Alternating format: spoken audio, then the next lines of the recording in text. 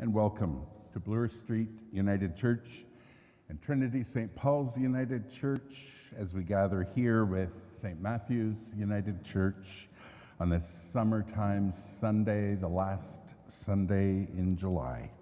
It's good to be together in our diversity, which takes many forms, in our yearning, which inspires us to strive for meaning and hope, and together in our journey, which calls us to support one another along the way. I'm glad that you're here. As usual, our worship today combines prayer and music, poetry, images, reflection, story, and more. And poetry has been a particular part of spirituality for me through my life. And this week, as we begin, I invite you into a few lines from Mary Oliver and her poem, The Summer Day. Who made the world? Who made the swan and the black bear? Who made the grasshopper? This grasshopper, I mean, the one who has flung herself out of the grass, the one who is eating sugar out of my hand, who's moving her jaws back and forth instead of up and down, who's gazing around with her enormous and complicated eyes. Now she shifts her pale forearms and thoroughly washes her face. Now she snaps her wings open and floats away. I don't know exactly what a prayer is. I do know how to pay attention, how to fall down into the grass, how to kneel down in the grass, how to be idle and blessed, how to stroll through the fields, which is what I've been doing all day. Tell me, what else should I have done? Doesn't everything die at last and too soon?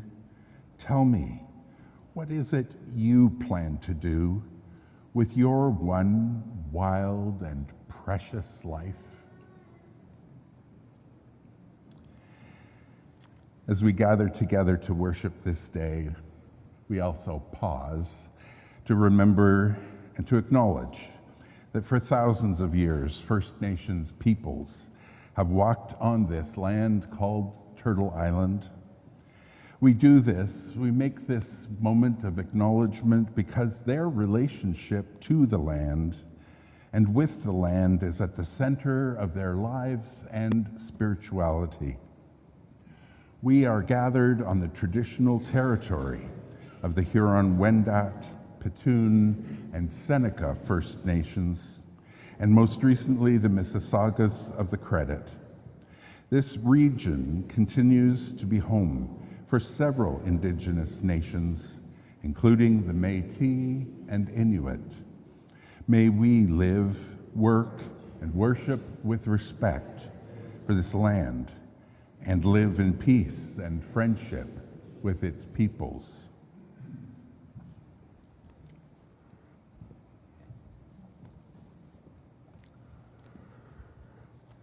Whatever has brought you here today, whatever need or hope or longing, whatever burden or joy, whatever brings you life, whatever you have to share and to give, we are here together in the light of Christ,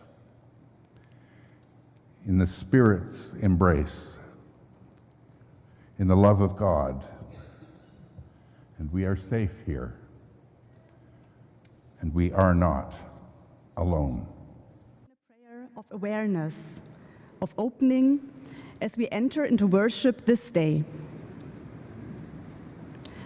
God of tortuous paths, here we are with our uncertainties and questions. You rejoice in our curiosity. You say, "Those who seek me will find me." God of starry nights, here we are, with our dreams and longings. You promise future and life. You say, "I have plans for you, plans to give you hope. God of crooked trees, here we are, with our insecurities and self-criticism. You look at us and see beauty. You say, "Wonderful are all my works." God of rainy days, here we are, with our sorrows and grief. You comfort us. You say, "I will wipe every tear from your eyes." God of colorful flowers, here we are, with our joy and zest for life. You delight when we flourish. You say, "You are blessed, and you shall be a blessing." Here we are, as we are, welcomed by your Spirit, embraced by your care, taking in deep breaths. In your presence, we can let go of all the masks. Here we are, as we are. Thanks be to God. Amen.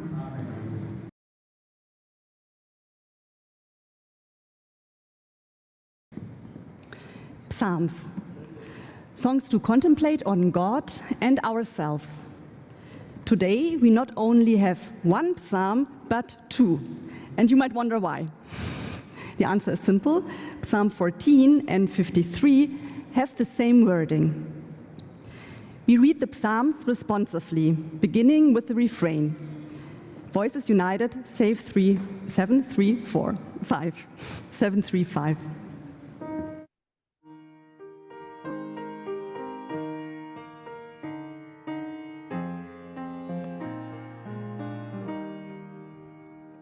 Dear God, who loves all humankind, forgive our foolish ways.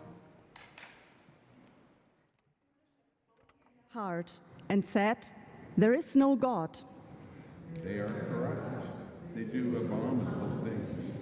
There is no one who does what is good. God looks down from heaven upon us all to see if any are wise and seek after God. But all have gone astray. All alike are corrupted. There is no one who does good.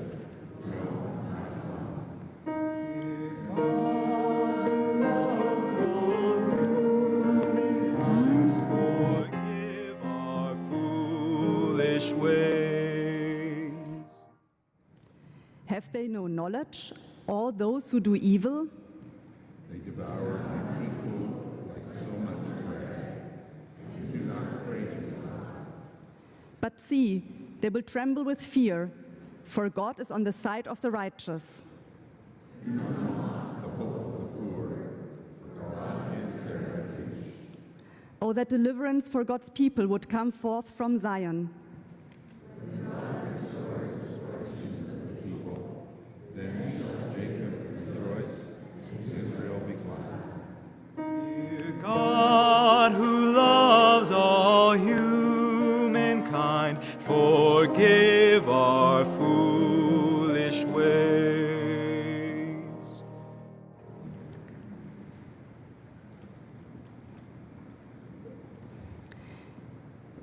The story of the feeding of the 5,000 is the only miracle all Gospels have in common. Notice the remarkable details in John's Gospel. Jesus is all-knowing and tests his disciples. He takes the bread loaves and the fish from a youth. Jesus feeds the people himself instead of letting the disciples hand out the food. This is a story full of miraculous signs, transforming shortage into abundance, fear into trust. The reading is from John chapter 6, verses 1 to 21. After this, Jesus went across the lake. A large crowd followed him because they had seen the miraculous signs he had done among the sick. Jesus went up a mountain and sat there with his disciples. It was nearly time for Passover, the Jewish festival. Jesus looked up and saw the large crowd coming toward him. He asked Philip, "Where will we buy food to feed the people?" Jesus said this to test him, for he already knew what he was going to say, to do. Philip replied, "More than half-year's salary worth of food wouldn't be enough for each person to have even a little bit." One of his disciples, Andrew, Simon Peter's brother, said, "A youth here has 5 barley loaves and 2 fish. But what good is that for a crowd like this?" Jesus said, "Have the people sit down." There was plenty of grass there.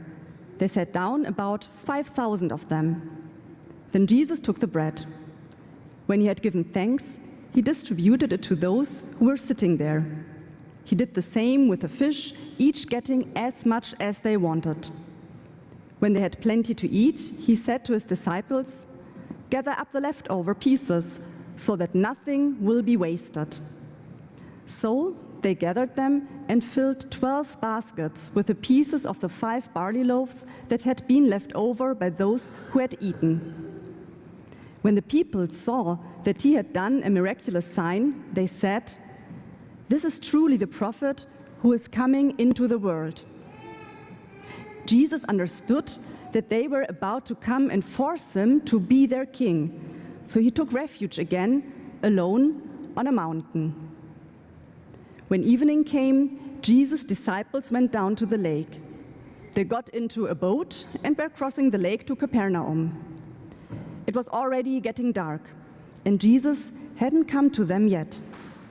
The water was getting rough because a strong wind was blowing.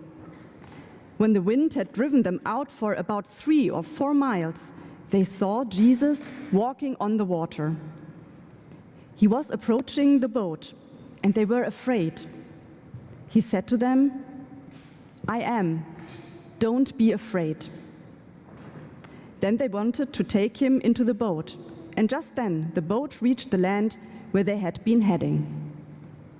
In this reading, we hear God's voice.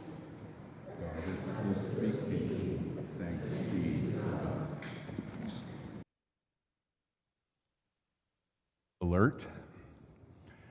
I know that in what Alia just read, there are descriptions of 2 incidents where Jesus is shown to be tossing aside the laws of science as we know them to miraculously conjure up a feast for some 5,000 people, and then to walk calmly across a lake in the midst of a fierce windstorm. I know that. And I have no intention of suggesting a clever explanation for either incident. But nor am I going to avoid talking about them in the hope that you won't notice.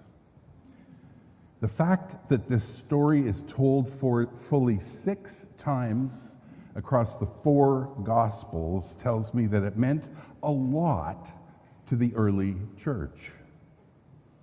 And my task is to see what it might mean for us. Not to get stuck in whether it literally happened that way, that exact way. Personally, I'm fine with Jesus doing something that we can't explain. I'm okay with a little mystery. In the words of the author Madeleine L'Ongle, I take the Bible too seriously to take it all literally. I'm interested in the meaning. Why is this story here? The story begins after this. The "this" refers to Jesus being targeted by his peers after he healed a man and forgave him on the Sabbath. Jesus' adversaries took offense, and after yet another fruitless exchange of views, Jesus heads off to the other side of the lake. He seems to conclude that he doesn't owe it to his critics to answer all of their loaded questions.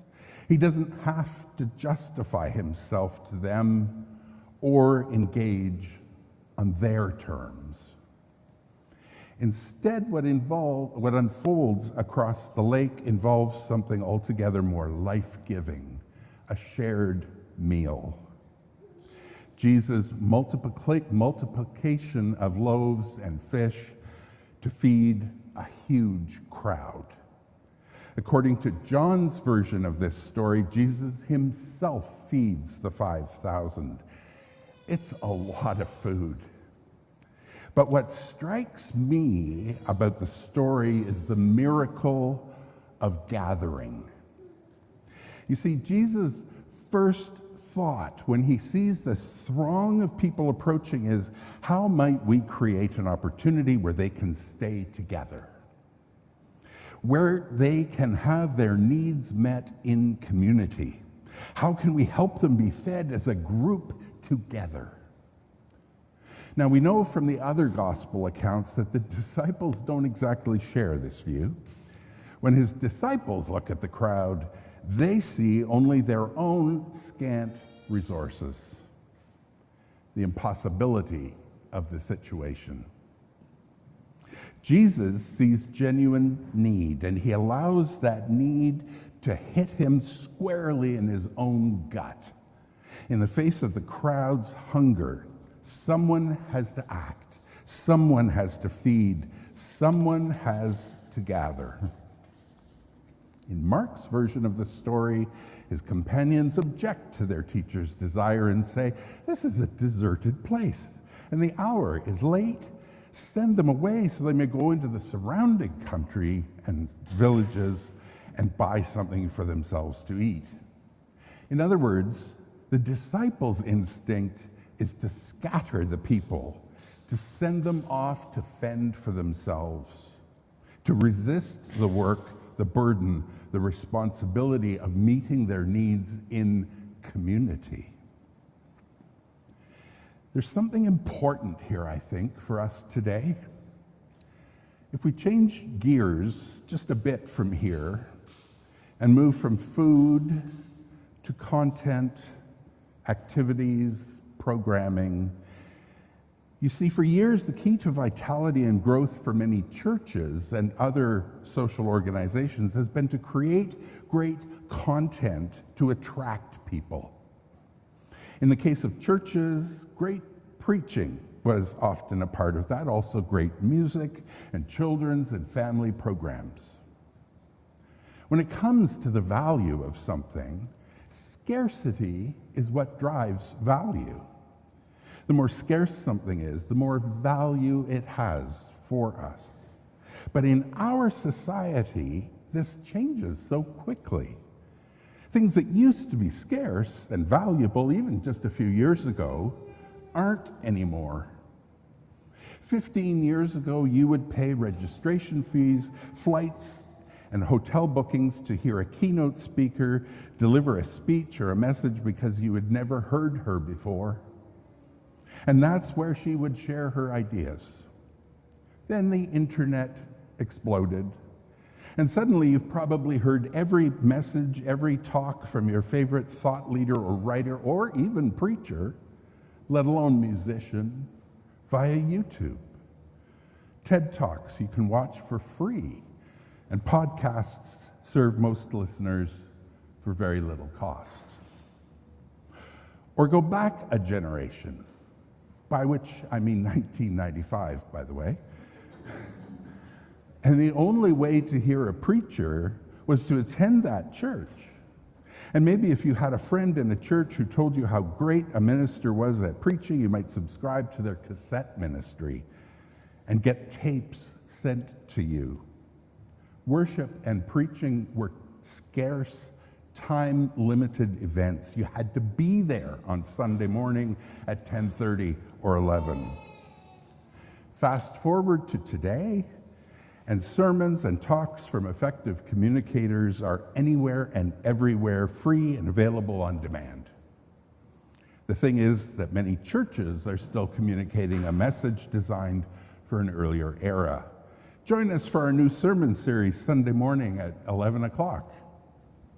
Or you may feel very high-tech and ahead of the game with Facebook posts like, "Don't miss last Sunday's music. You can still watch it online on demand." Wow.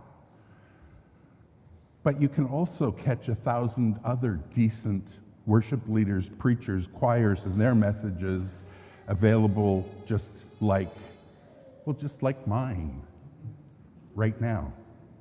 Some of them sound a lot like mine. Some of them, let's be honest, are more compelling than mine.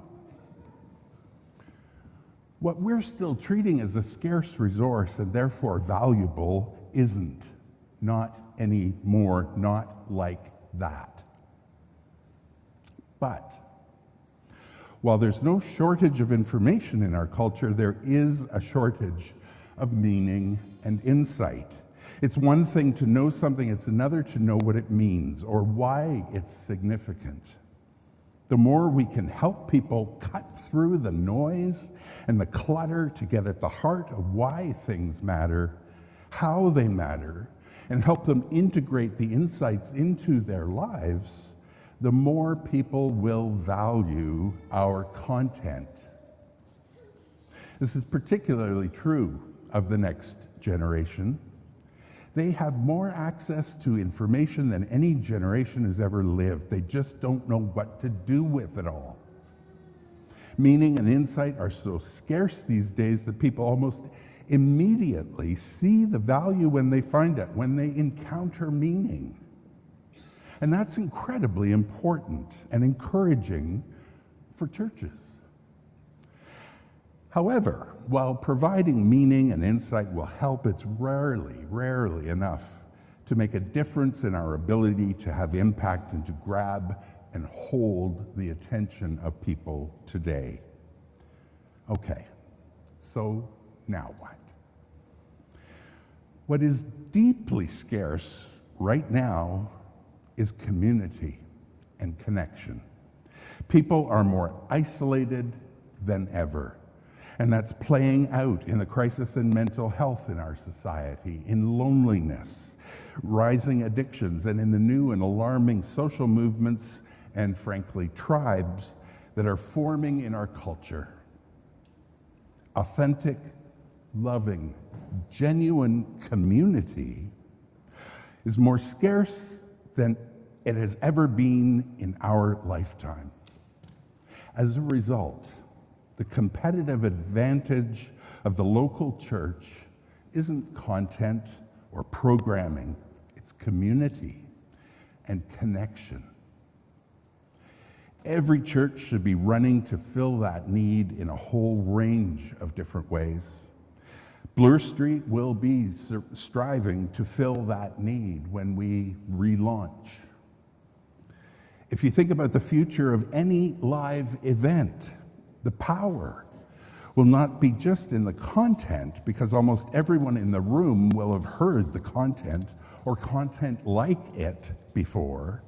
It will be in the community and sense of connection that forms. That's where they will find value, and especially in the ability to connect people to each other around a common cause and commitment. Maybe after the past couple of years, we as the Bloor Street community are in an especially good position to appreciate Jesus' vision. We too are scattered. We have known the loneliness of the construction site sitting there looking empty, the shell of old stones we can still recognize surrounding it. Faith communities generally, Trinity-St. Paul's, St. Matthew's, and Bloor Street in this post-pandemic time have rediscovered afresh how sacred and life-giving it is to gather together, and how much we ache when we're denied the means to do so. We've experienced in urgent ways how much our humanity depends on proximity, on eating together, singing together, talking about things together. When Jesus feeds the 5,000, he does more than fill their stomachs. He encourages hungry, needy, weary people to sit down together, to notice each other, to attend to each other, to take pleasure not only in the possibility of their own fullness, but of the fullness of the whole community. The point is not to hoard or conserve. The point is to enjoy abundance in community, to learn that in God's way there is enough, not just enough for one, but for the many.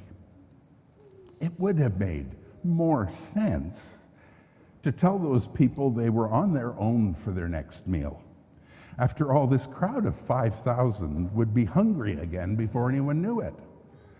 A miraculous meal on a hillside wouldn't change that.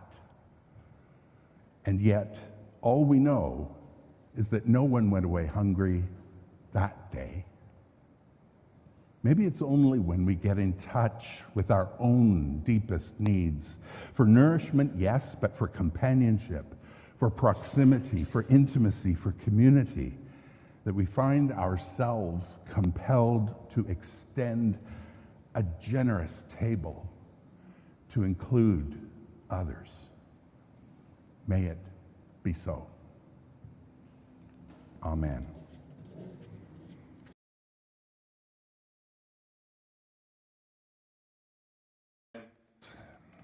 The world now is too dangerous and too beautiful for anything but love. May your eyes be so blessed that you see God in everyone, your ears so you hear the cries of the poor. May your hands be so blessed that everything you touch is a sacrament. Your lips so you speak nothing but the truth with love. May your feet be so blessed you run to those who need you. And may your heart be so opened, so set on fire that your love changes everything. Go in peace. Amen.